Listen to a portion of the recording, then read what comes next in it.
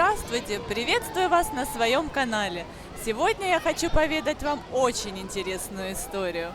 Я расскажу вам, почему я решила выйти замуж за иностранца, за человека, имеющего другую культуру, другую религию и даже другой цвет кожи.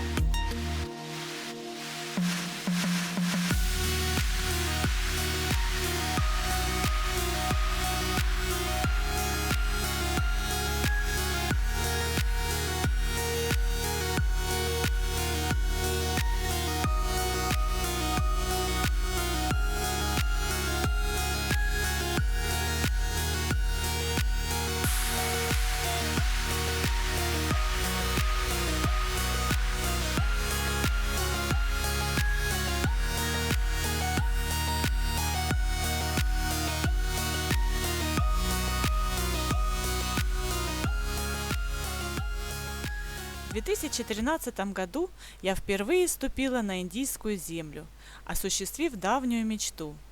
Какие-то непонятные силы давно тянули меня именно в эту далекую и удивительную страну. На тот момент мне уже было 29 лет. За плечами ни мужа, ни детей у меня не было. Словно сама судьба всячески препятствовала моему раннему замужеству, берегла меня для настоящей подлинной любви. Так вот, я с двумя подругами прилетела в Гоа по туристической путевке. Наш отель располагался в шумном городке под названием Калангут. Надо сказать, что первое впечатление от Индии оказалось совсем не таким, как я себе представляла. Я и мои подруги были, так сказать, слегка шокированы и разочарованными. Поэтому совет для тех, кто, как и мы, желает окунуться с первых же секунд в райское наслаждение, едьте прямиком в южную часть штата Гоа. Нам же понадобилось какое-то время, прежде чем впустить в себя и окунуться с головой в это необыкновенное, чарующее, вдохновляющее, удивляющее место.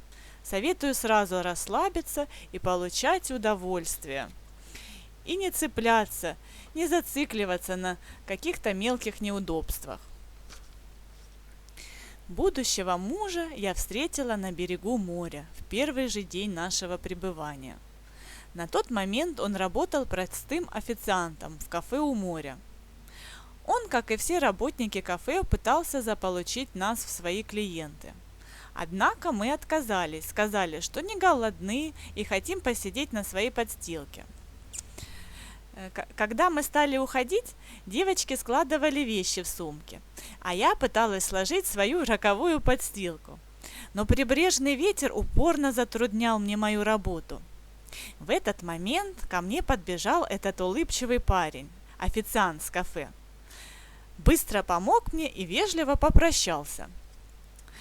Вот такая мелочь и стала причиной, по которой из многочисленных кафе на пляже мы выбрали именно это, где работал мой любезный и внимательный муж. Так мы стали ходить на пляж и сидеть в этом кафе каждый день. В какой-то момент у нас завязались отношения. Парам стал вечерами провожать меня до отеля, ухаживал, дарил подарки, цветы. Честно сказать, я ничего серьезного не ожидала от курортного романа. Я просто наслаждалась, растворялась во времени и чувствах. Однако, вернувшись в свой город, я поняла, что, несмотря на огромное расстояние, ниточка, связывающая нас, не оборвалась. Последовали многочисленные звонки, переписка. Однако магическая Индия, вселяющая в головы только светлые и теплые мысли, в родном городе уже не оказывала на меня такого влияния. Родители, друзья, коллеги все поголовно твердили: «Забудь этого парня, он из другого мира, ты живешь в этом мире, не обнадеживай ни себя, ни его». Я растерялась, стала писать ему, чтобы он забыл меня, что будет лучше, если он женится на индийской девушке. Я не брала трубку, не отвечала на переписку. Однако он не отступал. В доказательство своей любви он выбил на руке огромную татуировку с моим именем.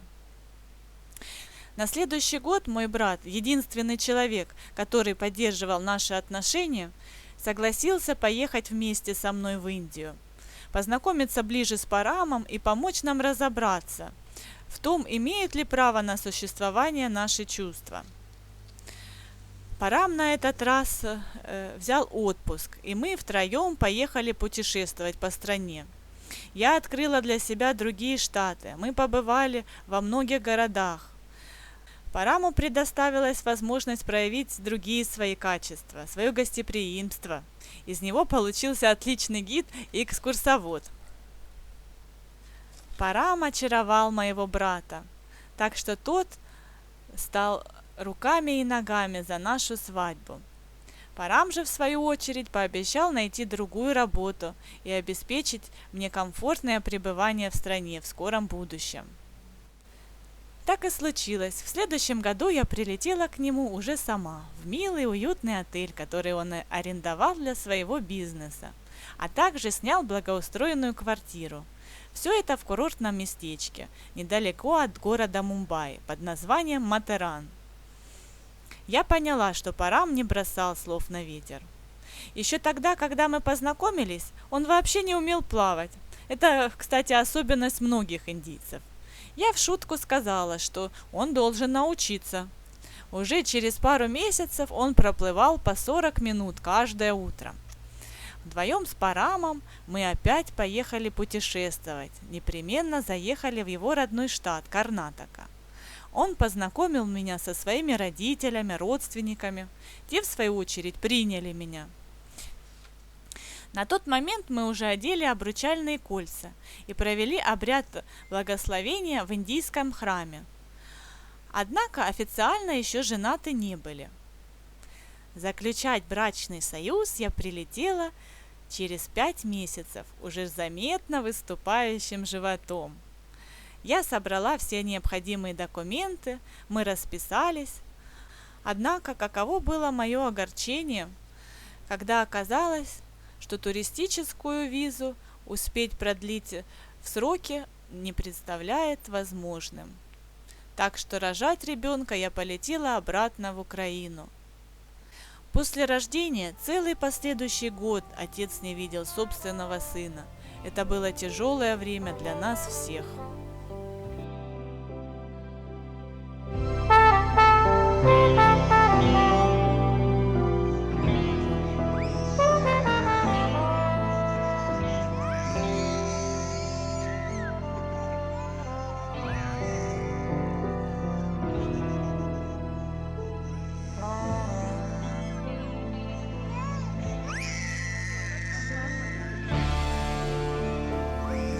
Сегодняшнюю историю я хочу закончить хэппи-эндом. Семья опять вместе. В следующих роликах смотрите о том, как нам живется вместе, подробно расскажу о милом курортном местечке Матеран, о нашем отеле, о работниках отеля. И, пожалуйста, пишите в ваших комментариях, о чем вам еще будет интересно узнать.